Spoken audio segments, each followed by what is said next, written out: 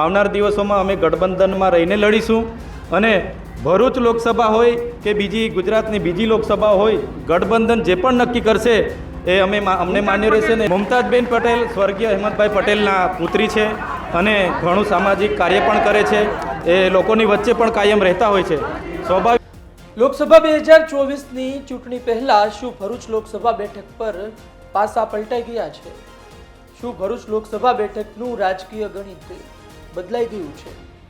શું ભરૂચ લોકસભામાં હવે એક નવો રાજકીય ખેલ જોવા મળશે? આ એટલા માટે સવાલ થઈ રહ્યો છે કારણ કે ચૈતર વસાવા જેલની બહાર આવ્યા છે અને ચૈતર વસાવાએ ગઠબંધનને લઈ નિવેદન આપ્યું છે. ગઠબંધનને લઈ નિવેદન આપ્યું છે. આપે સાંભળ્યું એ મુજબ એમણે કહ્યું છે કે ગઠબંધન મુજબ અમે ચાલીશું.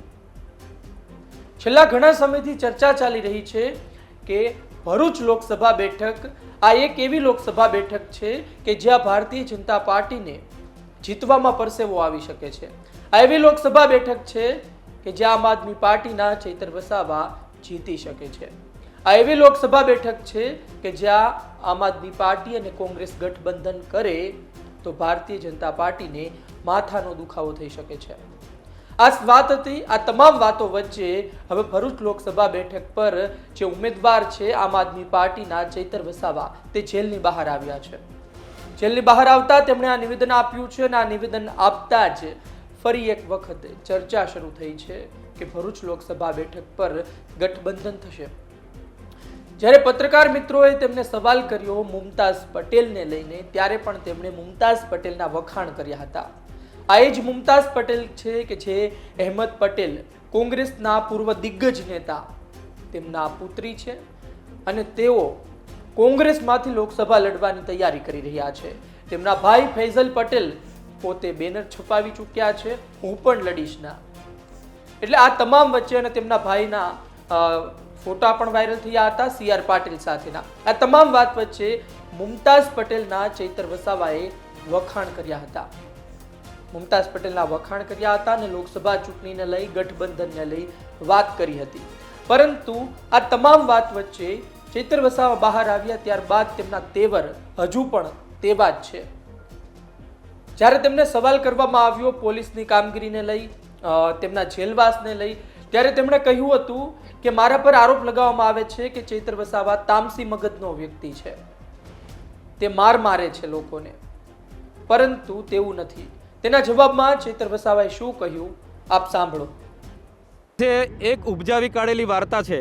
પોલીસે એવું કીધું છે કે આ માથાભારે શખ્સ છે, તમસી મગજનો માણસ છે, જાનમાલને નુકસાન કરે છે અને ડીગા પાટુનો વારે ઘડે મારે છે. હવે આ લોકોએ મને ચૂંટ્યો છે તો કોને મેં ડીગા પાટુના મારું છું ભાઈ? કોના જાનને, કોના માલને મેં નુકસાન કર્યું છે? એટલે કોઈના જાન માલને અમે નુકસાન નથી કર્યું કે અમે માથાભારે માણસ પણ નથી. અમારે જો માથાભારે માણસ બનવું હોય તો આ વિસ્તારમાં જંગલ ખાતું તો શું પોલીસની બી તાકાત નથી કે પ્રવેશ કરી શકે? ચૈતર વસાવાએ પોલીસને લઈને વાત કરી દીધી છે, આદિવાસી વિસ્તારને લઈને વાત કરી છે, પરંતુ હાલ તો ચૈતર વસાવાને જે સમર્થન મળી રહ્યું છે, જે જનમેદની તેને આવકારવા માટે આવી રહી છે, તે સ્પષ્ટ કહી રહી છે કે ચૈતર વસાવા લોકસભા બેઠકમાં, ભરૂચ લોકસભા બેઠકમાં ખૂબ જ મજબૂત ઉમેદવાર છે. ચૈતર વસાવા આની પહેલા પણ જ્યારે હાજર થયા હતા ત્યારે પણ હજારોની સંખ્યામાં લોકો એકઠા થયા હતા અને આ જ હજારોની સંખ્યામાં લોકો અરવિંદ કેજરીવાલ જ્યારે ગુજરાત આવ્યા હતા, નેત્રંગમાં સભા સંબોધી હતી, ત્યારે પણ હાજર રહ્યા હતા. આ તમામ આદિવાસી લોકો જ્યારે આવે છે ત્યારે તેમના નારામાં, તેમની જનસંખ્યામાં, તેમના ઉત્સાહમાં એક પ્રેમ જોવા મળે છે ચૈતર વસાવાને લઈને અને આ જ પ્રેમ ભારતીય જનતા પાર્ટી માટે નુકસાનકારક સાબિત થઈ શકે છે. બની શકે આવનાર સમયમાં કોંગ્રેસ ભરૂચ લોકસભા બેઠક પર આમ આદમી પાર્ટીને સમર્થન જાહેર કરી દે, પરંતુ તેના બદલામાં કોંગ્રેસ શું માગશે? શું બીજી લોકસભા બેઠક પર આમ આદમી પાર્ટીનું સમર્થન માગશે? તે ધારાસભ્યો કે જે આમ આદમી પાર્ટીના ચૂંટાઈને આવ્યા છે તેમના વિસ્તારમાં આવતી લોકસભા બેઠકમાં કોંગ્રેસ તેનું સમર્થન માગશે કે પછી ફક્ત એક બેઠકમાં ગઠબંધન થશે? કોંગ્રેસ આ પ્રકારનો નિર્ણય ના પણ લે, ફક્ત એક બેઠક પર ગઠબંધન કરવું અને એ બેઠકમાં આમ આદમી પાર્ટીના ઉમેદવારને મેદાને ઉતારવો. પરંતુ હાલ તો આ ચર્ચા થઈ રહી છે, ગઠબંધનની વાત ફરી એકવાર જાગી છે અને આ ગઠબંધન થશે તો મુમતાઝ પટેલ, ચૈતર વસાવા બંને એક સાથે જોવા મળશે અને સામે હશે મનસુખ વસાવા. છેલ્લા 6 ટર્મથી ચૂંટાઈને આવી રહ્યા છે મનસુખ વસાવા. કહેવાય છે કે ભરૂચ લોકસભા બેઠક પર મનસુખ વસાવા જૂના જોગી છે. તેને સાંસદમાંથી દૂર કરવા લોઢાના ચણા છે અને આ જ દૂર કરવા માટે ભારતીય જનતા પાર્ટી પણ પ્રયત્ન કરી રહી હોય. આ દૂર કરીને કોઈ બીજો ચહેરો પણ ભારતીય જનતા પાર્ટી મૂકી શકે, પરંતુ હાલ સ્થિતિ ખૂબ જ અલગ છે. ભારતીય જનતા પાર્ટી પાસે ભરૂચ લોકસભા બેઠક પર મનસુખ વસાવા સિવાય બીજો કયો મોટો નેતા છે એ લોકો વિચારી રહ્યા છે. અત્યાર સુધી તો મનસુખ વસાવાએ પોતાની સિવાય બીજા કોઈ નેતાને મોટો બનવા દીધો નથી. પોતે જ છે અને તેને જ ફરી એક વખત ટિકિટ આપવી પડે, ભાજપની મજબૂરી બને તેવું પણ લાગી રહ્યું છે. આ લોકસભા બેઠકમાં ભારતીય જનતા પાર્ટી નો રિપીટ થિયરી લાગુ પાડે અથવા તો આંશિક નો રિપીટ થિયરી લાગુ પાડે તો 2 ટર્મથી ચૂંટાઈને આવતા સાંસદો, 3 ટર્મથી ચૂંટાઈને આવતા સાંસદો ઘર ભેગા થઈ શકે, ટિકિટ કપાઈ શકે, પરંતુ મનસુખ વસાવા આ બાબતે ડરતા નથી. હવે જોવું રહ્યું કે આવનાર સમયમાં શું થાય છે. ચૈતર વસાવા, મુમતાઝ પટેલ એક સાથે જોવા મળે છે કે નહીં.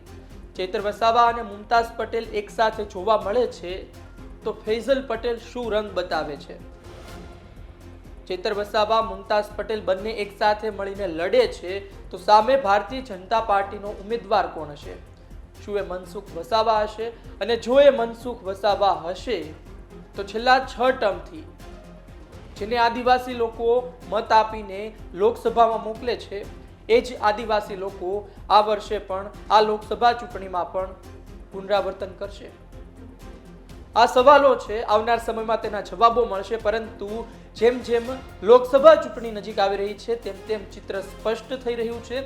ધીરે ધીરે હવે ફરી લાગી રહ્યું છે કે આ ગઠબંધન થવા જઈ રહ્યું છે અને ભરૂચ લોકસભા બેઠક પર કોંગ્રેસનું સમર્થન આમ આદમી પાર્ટીને મળવા જઈ રહ્યું છે. આ તમામ ચર્ચા છે, આ તમામ વાત છે અને એટલા માટે કરવી પડી રહી છે કારણ કે ચૈતર વસાવા જેલની બહાર આવ્યા અને તેમણે આ પ્રકારનું નિવેદન આપ્યું. જોવું રહ્યું પોતાના નિવેદન પર મક્કમ રહે છે કે નહીં. વાત તો કરી દીધી કે ગઠબંધન મુજબ ચાલીશું, પરંતુ એ ગઠબંધન મુજબ ચાલવાની વાત વચ્ચે જ પોતે પણ ઉમેદવાર ઉભા રહે અને સામે કોંગ્રેસ પણ ઉમેદવાર રાખે તેવું બને છે કે નહીં એ જોવું રહ્યું. આપને શું લાગી રહ્યું છે? ગઠબંધન થશે કે નહીં? ગઠબંધન થવું જોઈએ કે નહીં? શું કોંગ્રેસ અને આમ આદમી પાર્ટી ભેગી થશે તો ભારતીય જનતા પાર્ટીને હરાવી શકશે? શું મનસુખ વસાવાની ટિકિટ કપાવી જોઈએ કે નહીં? શું મનસુખ વસાવાને ઉમેદવાર તરીકે ભારતીય જનતા પાર્ટી ઉતારે તો જીતશે કે નહીં? આ તમામ વાત છે, આપના અભિપ્રાયની રાહ રહેશે. આ વિડીયો પસંદ આવ્યો હોય તો લાઈક શેર કરવાનું ચૂકતા નહીં. મને આપશો રજા. નમસ્કાર.